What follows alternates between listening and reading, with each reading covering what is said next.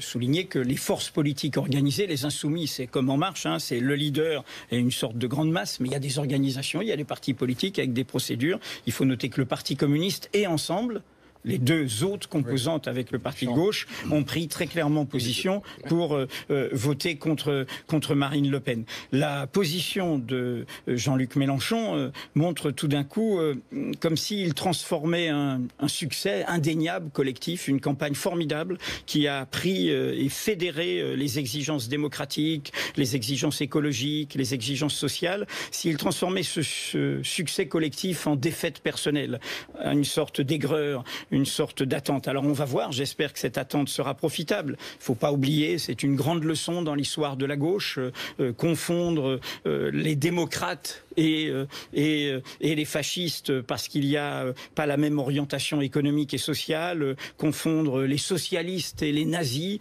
tout cela a été terrible dans notre histoire. Et donc c'est des principes élémentaires. Hein. Il n'y a pas, je le redis, Madame Le Pen, ce n'est pas l'évolution de l'extrême droite italienne. Nous avons documenté ça sur Mediapart.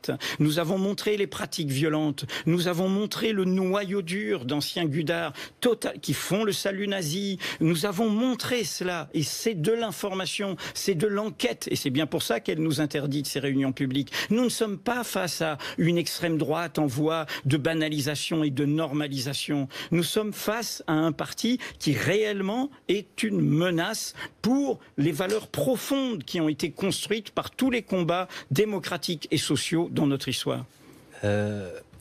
Ce qui est intéressant chez Jean-Luc Mélenchon, et moi je comprends très bien qu'on puisse le critiquer, mais c'est qu'en fait, ce qu'on lui reproche, c'est de ne pas être une force d'appoint pour un nouveau parti socialiste hors les murs, qui se serait reconstitué... Il n'y a plus de parti socialiste. Non, mais hors les murs, En Marche. Il peut tout à fait dire qu'il n'a aucun accord vous lui avec M. Macron. Vous lui reprochez, il peut tout à fait dire qu'il fait barrage, ce qu'il a dit très bien en 2002, je le rappelle. Mais si vous l'entendez, soyez un petit peu honnête avec Jean-Luc Mélenchon. Aujourd'hui...